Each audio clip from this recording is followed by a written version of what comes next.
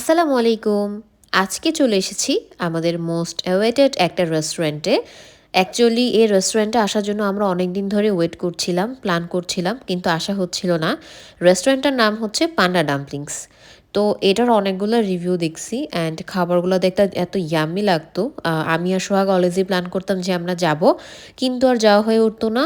আর এই ভিডিওটা কিন্তু বেশ অনেক দিন আগেরই। অ্যাকচুয়ালি অনেক ভিডিওই করা আছে যেগুলো আমার আপলোড করা হয় নাই। সো এখন কিছু টাইম পেয়েছি, এখন আমার যেহেতু উইন্টার ভ্যাকেশন চলছে, তো জমে থাকা সব ভিডিওই এখন আস্তে আস্তে আপলোড করে দিব। পান্ডা ডাম্পলিংসে আমরা বেশ অনেকগুলো আইটেমই আজকে ট্রাই করেছি। প্রথমে যেটা খাচ্ছি সেটা হচ্ছে বিফ স্যুপ ডাম্পলিংস। এখানে 6 পিস থাকে আর ডাম্পলিংটা হচ্ছে স্যুপের মধ্যে থাকে আর ভেতর হচ্ছে বিফ। এটার মধ্যে বিফের পরিমাণটা বেশ ভালো ছিল আর স্যুপের যেই টেস্টটা ছিল ব্রতের, সেটা একটু অন্যরকম। মানে আমাদের নর্মালি আমরা যে স্যুপ খাই সেটার মতো আমার কাছে লাগে নাই। আমার কাছে এই স্যুপটা একদমই অন্যরকম টেস্ট লাগছে। আর ডাম্পলিংসগুলো যে ছিল সেগুলো অ্যাজ ইউজুয়াল আমার কাছে ভালোই লাগছে। সবসময়ের মতোই আমি যেহেতু বিফ তেমন একটা পছন্দ করি না, সোহাগ পছন্দ করে, তো বিফ নিয়ে আমার তেমন একটা কোনো কমেন্টস নাই। বাট এটা ভালোই ছিল, মানে অ্যাভারেজ, অনেক আহামরি না, আবার একদমই খাওয়া যাচ্ছিল না সেটাও না। আমি খুব মজা করেই খাচ্ছিলাম আর প্রত্যেকটা আইটেম এত বেশি গরম গরম ছিল, মানে খেতে বেশ কষ্ট হয়েছে। যারা পুরো ভিডিও একদম না টেনে দেখবেন তারা বুঝতে পারবেন যে প্রত্যেকটা আইটেম খাওয়ার সময় কতটা গরম ছিল আর আমি কিভাবে খাইছি। সো যাই হোক, আমার কাছে এটা মোটামুটি ভালোই লেগেছে, অ্যাভারেজ ছিল, অনেক আহামরি লাগে নাই। আমার কাছে ব্রডটা তেমন একটা ভালো লাগে নাই আর এটা একদমই মাইল্ড ছিল। স্পাইসি তেমন একটা ছিল না। যারা স্পাইসি কম খান আর ডাম্পলিং পছন্দ করেন বা মোমো টোমো পছন্দ করেন তাদের জন্য এটা একটা ভালো আইটেম হতে পারে। আমরা অ্যাপিটাইজার হিসেবে এই বিফ স্যুপ ডাম্পলিংসটা নিয়েছিলাম। এটার প্রাইস ছিল 225 টাকা, সাথে ভ্যাট অ্যাড হবে আর সার্ভিস চার্জও অ্যাড হবে।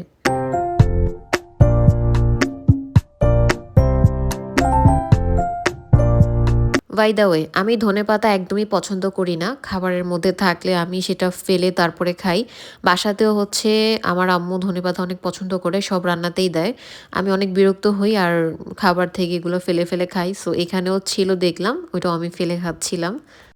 নেক্সটে আমরা যে আইটেমটা নিয়েছিলাম সেটা হচ্ছে পান্ডা ডাম্পলিংস চাউমিন। এটার কোয়ান্টিটি আমার কাছে প্রাইস হিসেবে ঠিক লাগছে। এটার প্রাইস ছিল 218 টাকা। সার্ভিস চার্জ আর ভ্যাট সব মিলিয়ে যে প্রাইসটা আসে আমার কাছে কোয়ান্টিটি ঠিক লাগছে। আর তাদের প্রাইসগুলো আমার কাছে একটু রিজনেবলই লাগছে। যদিও কোয়ান্টিটি প্রাইস অনুযায়ী ঠিক ছিল, মানে প্রাইসও একটু রিজনেবল, আবার আইটেমটাও একটু কম, পরিমাণে একটু কম আছে। সো আমার কাছে প্রাইস আর কোয়ান্টিটি মিলালে ঠিকঠাক।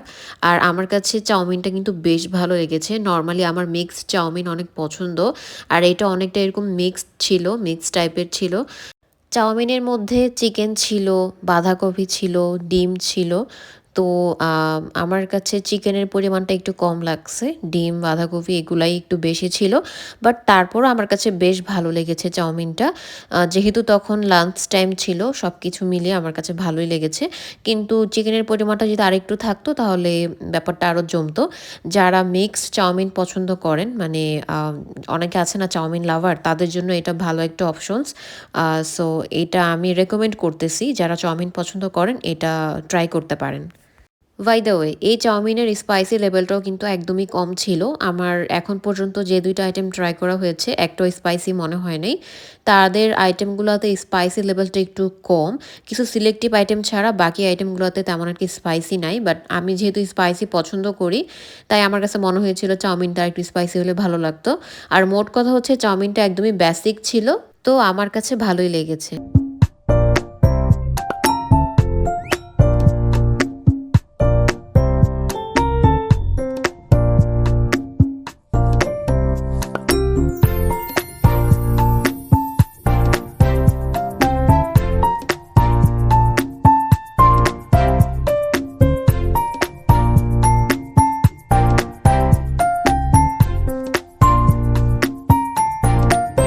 এখন যে আইটেমটা ট্রাই করব এটার নাম হচ্ছে স্পাইসি সোয়ান্ডু। এটা এত বেশি স্পাইসি ছিল, মাই গুডনেস। এটার প্রাইস ছিল 418 টাকা। বাই দ্য ওয়ে, একটা ব্যাপার মেনশন করে দিই, এই ভিডিওটা কিন্তু বেশ আগের, তো প্রাইস যেটা আমি বলছি সেটা আমি তখনকার কথা বলছি। এখন হয়তো প্রাইসের একটু চেঞ্জ আসতে পারে, কারণ তারা কিন্তু প্রাইস চেঞ্জ করে কিছু টাইমের পরে, স্পেসিফিক কিছু টাইমের পরে। তো আমার এই প্রাইস দেখে কেউ জাজ করবেন না প্লিজ। সো তখন তাদের মেনুতে, মানে আপনারা যখন যাবেন তখন তাদের মেনুতে যেই প্রাইসটা থাকবে সেই অনুযায়ী কিন্তু প্রাইসিংটা হবে।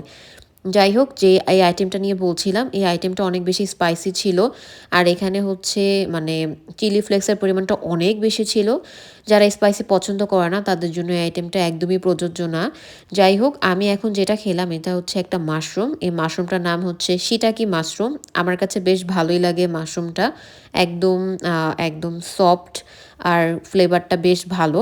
আর এখন যেটা খাচ্ছি এটা ছিল টোফু। টোফু আমি একদমই পছন্দ করি না। এটা এখানে যেটা করছে, একটু ভেজে তারপর হচ্ছে ব্রটের মধ্যে দিয়ে দিছে, ডুবায় রাখছে। আমি এটা বুঝতে পারি নাই প্রথমে খাওয়ার সময়, বাট পরে খাওয়ার পর দেখতেছি যে মানে একদমই ফ্লেভারটা ভাল লাগতেছে না। সোহাগকে দিয়ে দিছে যে খেয়ে দেখো এটা কি।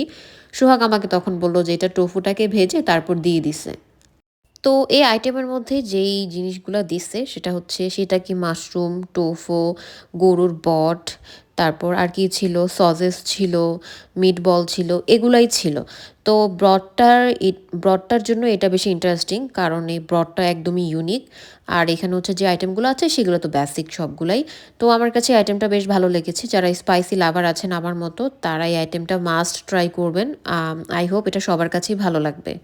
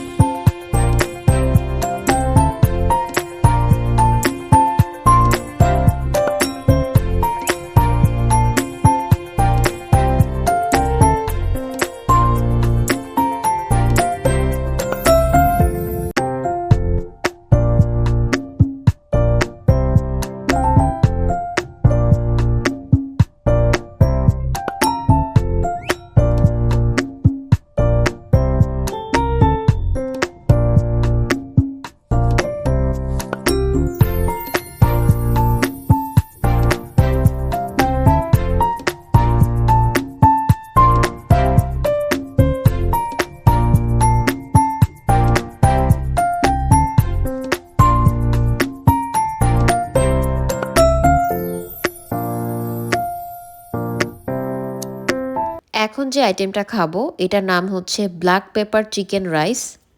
এটার প্রাইস ছিল ৩৪০ টাকা, কিন্তু আমার কাছে ৩৪০ টাকা অনুযায়ী রাইসটা একদমই পছন্দ হয় নাই। এখানে বেশ ভালো পরিমাণেরই চিকেন ছিল, এগ ছিল, অনিয়ন ছিল, চিলি ছিল, সব কিছুই ঠিকঠাক। বাট এটা আমার কাছে একদম বেসিক লাগছে। আমার কাছে মনে হয়েছে আমরা নর্মালি বাসায় ভাতের সাথে যেরকম ডিম, চিকেন, তারপর হচ্ছে অনিয়ন, মরিচ এগুলো মিক্সড করে বাসায় খেলে যেমনটা লাগে ঠিক তেমনই। বাট এখানে একটা জিনিসই বেশি ছিল, সেটা হচ্ছে ব্ল্যাক পেপার। ব্ল্যাক পেপারের যে ফ্লেভারটা সেটা এখানে অনেক পরিমাণের ছিল, আর গার্লিকের ফ্লেভারটাও ছিল। সব কিছু মিলে আমার কাছে এটা একদম বেসিক লাগছে। প্রাইস অনুযায়ী আইটেমটা আমার কাছে তেমন একটা ভালো লাগে নাই, কিন্তু এটা টেস্ট মোটামুটি ভালোই ছিল, খারাপ না। কিন্তু ৩৪০ টাকা দিয়ে আমি এরকম বাসায় ভাত ভাজির মতো একটা জিনিস রেস্টুরেন্টে বসে খাবো, এটা আমার কাছে একটু অন্যরকম লাগছে। যাই হোক, এক একজনের কাছে এক এক রকম পার্সপেক্টিভ। সো আমার কাছে যেটা লাগছে আমি সেটাই শেয়ার করছি আপনাদের সাথে। সো যারা এরকম রাইস আইটেমের সাথে বিভিন্ন জিনিস মিক্সড করে খেতে পছন্দ করেন ফ্রাইড রাইসের মতো, তারা এই আইটেমটা ট্রাই করতে পারেন। এই আইটেমের মধ্যে স্পাইসি লেভেলটা খুবই কম ছিল, মানে ছিলই না বলতে গেলে চলে। আমি লাস্টে কি করছি জানেন, মানে এই রাইসের মধ্যে ওই যেই স্পাইসি সুয়ান্ডো আইটেমটা ছিল, সেটার যে ব্রডটা ছিল স্পাইসি, সেটাকে মিক্সড করে রাইসের সাথে খাইছি, কারণ রাইসের মধ্যে একদমই স্পাইসি ছিল না, আর আমার স্পাইসি ভালো লাগে।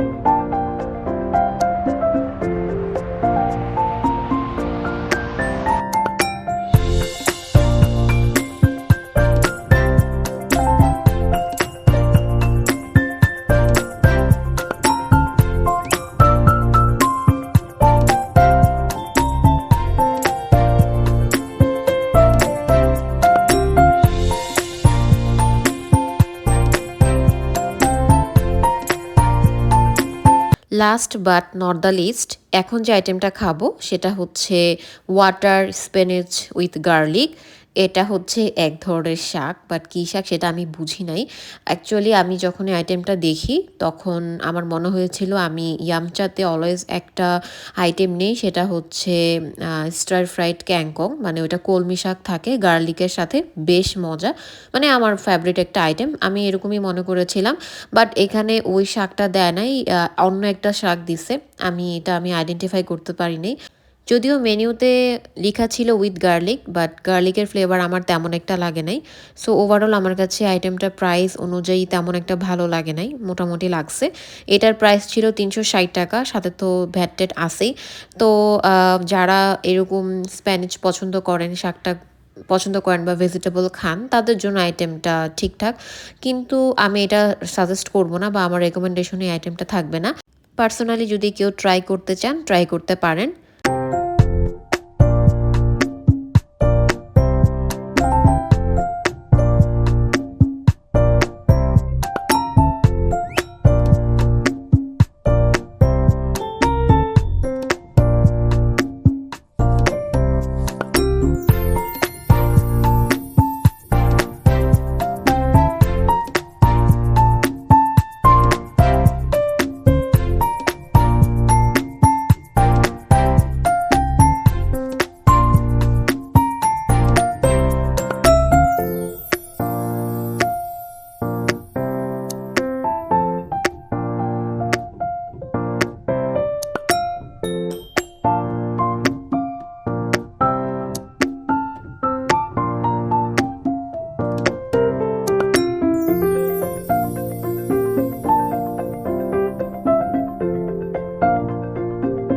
খাওয়া দাওয়া শেষ, এখন বিল দেওয়ার পালা।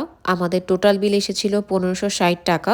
এটা কিন্তু বেশ আগের, আমি আবারও মেনশন করে দিচ্ছি। এই প্রাইসের সাথে তাদের পান্ডা ডাম্পলিংসের এখন যেই প্রাইস সেটা নাও মিলতে পারে। তো কেউ যদি এই ভিডিও দেখার পর রেস্টুরেন্টে যান, এই ব্যাপারটা মাথায় রেখেই যাবেন যে প্রাইসটা নাও মিলতে পারে। যাই হোক, আজকে এ পর্যন্তই, দেখা হবে নেক্সট অন্য একটা ইন্টারেস্টিং ব্লগ নিয়ে।